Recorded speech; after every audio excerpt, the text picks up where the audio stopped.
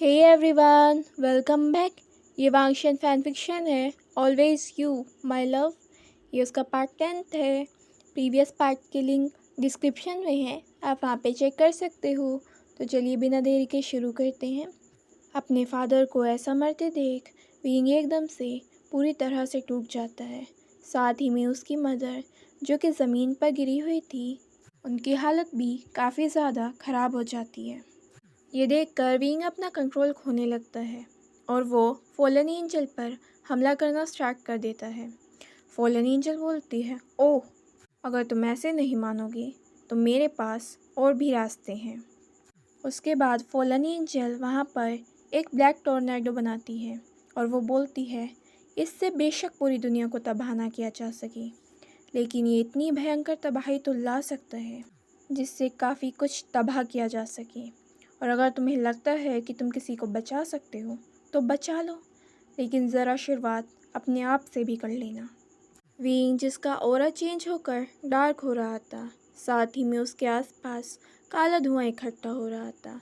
साफ साफ पता चल रहा था कि विंग अब अपना कंट्रोल पूरी तरह से खो रहा है। वो अपने अंदर डार्क एनर्जी को जगा रहा था।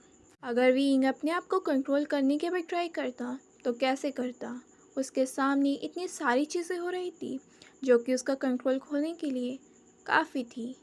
वांगची जैसे ही ये देखता है वो विंग की तरफ भागता है, लेकिन शावू वांगची को रोकने की कोशिश करती है। वांगची शावू को अपने रास्ते से हटाकर किसी भी तरह विंग तक पहुंचता है। विंग उस ब्लैक टोर्नेडो और फॉलन एंजल से लड़ना स्टार्ट ही करता है। तभी वहाँ पर मदर गॉडेस आ जाती है। फॉलन एंजल बोलती है, तुम्हारी वजह से ही मेरे सारे काम खराब होते हैं और ये सब भी तुम्हारी वजह से ही हो रहा है। वांगची जाकर विंग को गले लगाता है। विंग स्ट्रगल करता है और वांगची पर ही हमला करना स्टार्ट कर देता है। वांगची विंग को इसलिए कंट्रोल में करना चाहता था क्योंकि अगर विंग पूरी तरह से अपना कंट्रोल खो देता तो उसके बाद उस पर उन काली शक्तियों का कब्जा होता। अगर विंग के पास स्पिरिट पावर है भी तो भी किसी का भी माइंड ज़्यादातर नेगेटिव चीज़ों पर ही जाता है, चाहे उसका परसेंटेज हमारे पास कुछ भी हो। सेम वही पावर्स में होता, और जब ज़्यादा ध्यान नेगेटिव पर जाता तो डेफिनेटली काली शक्तियाँ ज़्यादा आती और उनका कंट्रोल होने पर विंग अपना कंट्रोल खो देता और उसके बाद विंग को वो कंट्रोल करती। वांगची नहीं चाहता कि विंग किसी भी तरह एक डार्क पर्सन में चेंज हो जाए, क्योंकि फिर जो काम आज फॉलन एंजल कर रही है वही काम वे काली शक्तियाँ विंग से करवाएंगी। जब वांगची विंग को शांत करने की कोशिश कर रहा होता है तो विंग वांगची पर ही हमला कर देता है और वांगची वहाँ से दूर जाकर गिरता है। उस पर विंग ने अपनी उन्हीं पावर से हमला करा था, लेकिन जैसे ही वांगची गिरता है विंग देखता है कि आखिर उसने क्या कर दिया। उसने वांगची को ही हर्ट कर दिया। वो अपने आप को कंट्रोल करने की कोशिश करता है और वांगची के पास जाता है। वो वांगची के पास चला तो जाता है, लेकिन वो काफ़ी ज़्यादा स्ट्रगल कर रहा होता है। इधर मदर गॉडेस फॉलन एंजल से लड़ रही होती है। उसे छोड़ दो, वो बच्चा है। फॉलन एंजल बोलती है, इन सब की शुरुआत भी तो तुमसे ही हुई है, तुम्हारी वजह से। तुमने मुझसे वो सब ले लिया जो कि मेरा था। मदर गॉडेस बोलती है, इन सब के लिए तुम्हें मुझसे लड़ना चाहिए। फॉलन एंजल बोलती है, तुम अपने आप को समझती क्या हो? वैसे भी तुम मुझे नहीं मार सकती, मैं तुम्हारी ही सोल ट्विन हूँ। तो अगर तुम्हें मुझे मारना होगा तो इसके लिए तुम्हें खुद भी मरना होगा। और इस वक्त तो जहाँ तक है मेरी शक्तियाँ तुमसे तो कहीं ज़्यादा अच्छी हैं। मदर गॉडेस बोलती है, वो रास्ता गलत है। अगर मुझे मेरा हक मिलता तो मुझे करना ही नहीं पड़ता। मदर गॉडेस बोलती है, इसलिए उन शक्तियों ने तुम्हें नहीं चुना मदर गॉडेस के लिए। विंग इन्हीं सारी चीज़ों को देख रहा होता है। वो बीच में ही रुक जाता है। कैसे उसके फादर उसे बचाते हुए मारे गए, कैसे अब उसकी मदर की भी वहाँ पर डेथ हो गई है, कैसे वांगची वहाँ पर घायल है और मदर गॉडेस जो कि फॉलन एंजल से लड़ रही हैं, और वो टोर्नेडो जो कि वहाँ पर तबाही ला रहा है। वहाँ पर अब मासूम लोगों की चीखें भी आ रही हैं। वहाँ पर बाकी सब भी आ गए थे। जो कि वहाँ पर लड़ने की कोशिश कर रहे थे और उस टोर्नेडो को और दूर तक जाने से रोक देना चाहते थे। विंग सोचता है ये चीज़ें ऐसे ख़त्म नहीं होंगी, उसे नहीं मारा जा सकता क्योंकि वो भी सोल ट्विन है। मैं इन शक्तियों को आज इस्तेमाल नहीं कर सकता क्योंकि मेरा कंट्रोल नहीं है। वो मुझे चाहती है क्योंकि उसे मेरी शक्तियाँ चाहिए। उसके बाद विंग सोचता है जो लाइन इसे मदर गॉडेस से जोड़ती है, इसकी सोल ट्विन की लाइन, ये एक ही टूटते तारे से है ना, मगर ये सोल ही अलग कर दी जाए तो जब तो इसे मारा जा सकता है। विंग जाकर वांगशी की तलवार ले लेता है।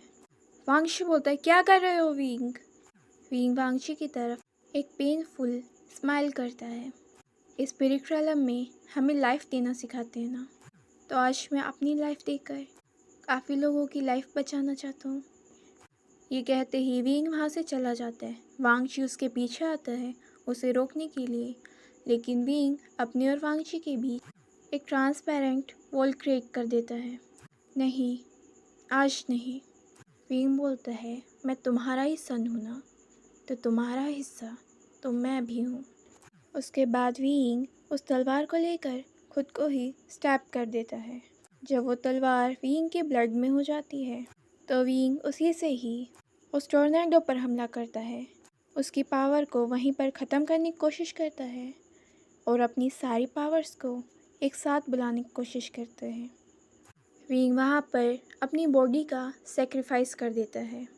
वांगशी इधर दूसरी तरफ विंग को देखकर काफ़ी ज़्यादा टूट चुका था। उसे दिखाई दे रहा था कि उसका प्यार उसकी आंखों के सामने ही मर रहा है और वो कुछ नहीं कर सकता। उसकी आंखों से आंसू आने लगते हैं। वो ट्राई करता है विंग छोड़ो, आने दो मुझे उधर, लेकिन वो दीवार जो विंग ने क्रिएट करी थी उसकी वजह से वहाँ पर कोई भी नहीं आ सकता था। जब विंग की बॉडी तबाह हो जाती है तो वहाँ पर एक सोल दिखाई देती है जो कि विंग की सोल होती है, लेकिन वो गुलाबी कलर की होती है क्योंकि यहाँ पर बॉडी सेक्रीफाइस की गई है, ना कि सोल ने खुद बॉडी को छोड़ा है। और ये स्पिरिट प्रिंस की सोल है जो अपनी पूरी पावर्स के साथ आई है।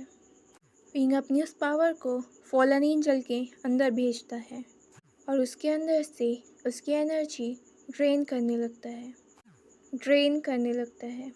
अपने सोल कनेक्शन से विंग फॉलन एंजल के सोल ट्विन कनेक्शन को ख़त्म कर देता है और फॉलन एंजल ज़मीन पर आके गिरती है।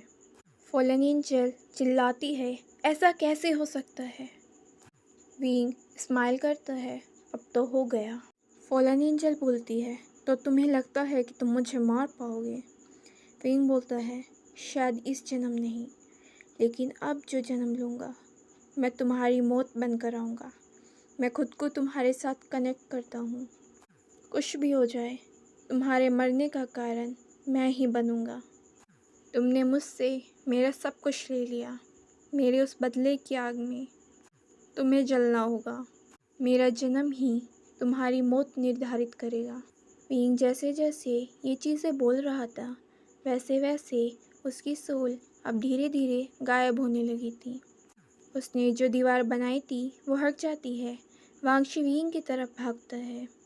विंग नीचे आ जाता है। वांगशी जल्दी से जाकर विंग को अपनी बाहों में ले लेता है। नहीं विंग, ये क्या करो तुमने? विंग हंसते हुए बोलता है अगर मैं नहीं करता तो तुम कर देते।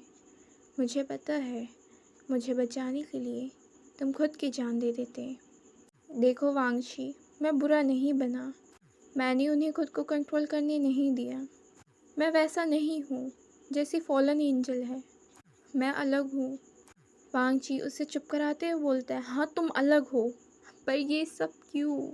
विंग की आंखों में भी आंसू आते हैं, बट वो फिर भी वांगशी की तरफ एक पेनफुल स्माइल के साथ बोलता है शायद हमारा साथ यहीं तक था, या शायद हम इस साथ के लिए कभी थे ही नहीं। वांगशी बोलता है पागल हो क्या? विंग बोलता है मैं जा रहा हूँ वांगशी। मेरी बॉडी पहले ही तबाह हो चुकी है और मेरी सोल भी अब धीरे धीरे गायब हो रही है। मे बी शायद जब मैं दोबारा जन्म लूँ तो मैं सर वैम्प नाइनटेल फॉक्स बन जाऊँ? कितना कूल रहेगा ना। वांगशी बोलता है, तुम्हें इस वक्त भी मजाक सूझ रहा है? विंग बोलता है, नहीं, मैं सच कह रहा हूँ।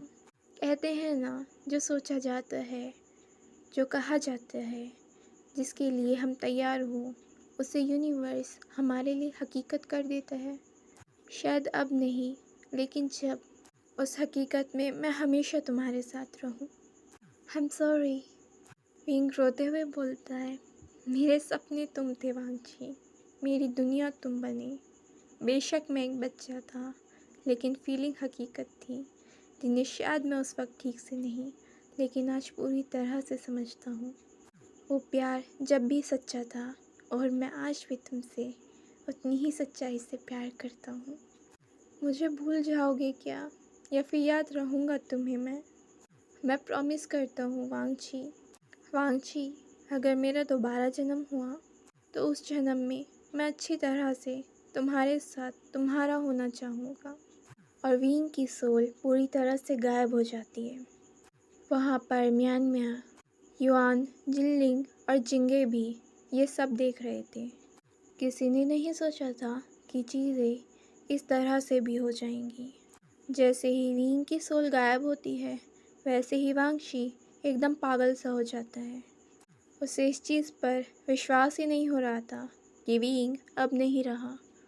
उसकी एक ही ख्वाहिश थी, और वो था विंग, जो उसकी दुनिया बना था, और पल भर में उसकी दुनिया उसके सामने ही ख़त्म हो गई। वांगजी चीखने लगता है। उससे कुछ समझ नहीं आ रहा होता है। तभी उसकी नज़र फॉलन एंजल पर जाती है। तुम्हारी वजह से हुआ है सब, तुम्हें मैं नहीं छोड़ूंगा। अब वांगजी अपनी पावर्स को एक जगह इकट्ठा करने लगता है। उसके चारों तरफ से नीली रोशनी आ रही होती है। वो हवा में उड़ता है।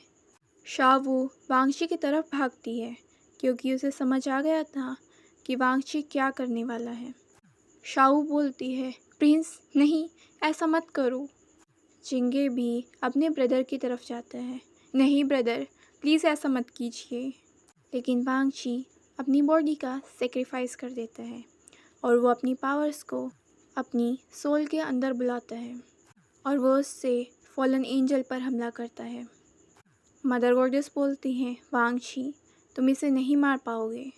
इसे मारने के लिए वीग ने खुद को कनेक्ट कर दिया है। उसी ने उस लाइन को डिस्कनेक्ट किया है।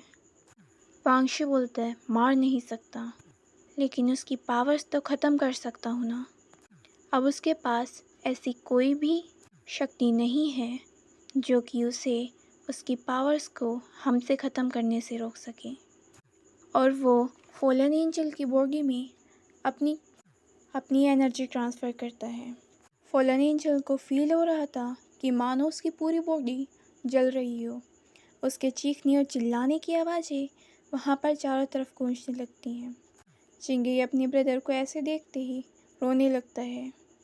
जब वांगशी को लगता है कि उसकी पावर्स लगभग वो ड्रेन कर चुका है, तो वांगशी कहता है, वींग ने तुम्हारी मौत चुनी है ना, और ये काम पूरा हो, इस चीज़ को मैं चुनता हूँ।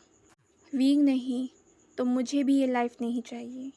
मैं भी उसके साथ जन्म लूँगा। मैं खुद को उसके साथ जोड़ता हूँ। तुम्हारी मौत वींग बनेगा, और ये काम पूरा हो, इसके साथ में इस चीज़ का ध्यान मैं रखूँगा, इसका साथ मैं दूँगा। उसके बाद धीरे धीरे वांगची की सोल भी गायब होने लगती है। जिंगे अपने ब्रदर की तरफ आता है। वांगशी बोलता है, तुम्हें रोना नहीं चाहिए, तुम्हें खुश होना चाहिए। हमने काफ़ी लोगों को बचा लिया। इनफैक्ट हमने एक बड़ी तबाही को बचा लिया। उसके बाद वो शावो की तरफ देखता है। ये सब तुम्हारी वजह से हुआ है, क्योंकि तुमने कभी प्यार को समझा ही नहीं था। ट्रू लव में और फोर्स किए गए लव में अंतर होता है शावो, पर तुम नहीं समझी। मेरे रोने की वजह तुम हो शावो, मेरी ज़िंदगी खोने की वजह तुम हो। अब तुम हमेशा इस कर्ज के साथ रहोगी शावो। तुम कभी भी कोई भी गॉडेस नहीं बन पाओगी। तुम कभी भी कोई इमॉर्टल नहीं बन पाओगी शावो। कोई भी गॉर्जियस नहीं कहलाओगी। ना तुम्हें इस जन्म कभी प्यार मिलेगा, और अगर कभी तुमने और जन्म लिए भी तो शावो, तुम्हें उस जन्म में तुम्हारा प्यार नहीं मिलेगा। तुम ऐसे ही प्यार के लिए तड़पती रह जाओगी।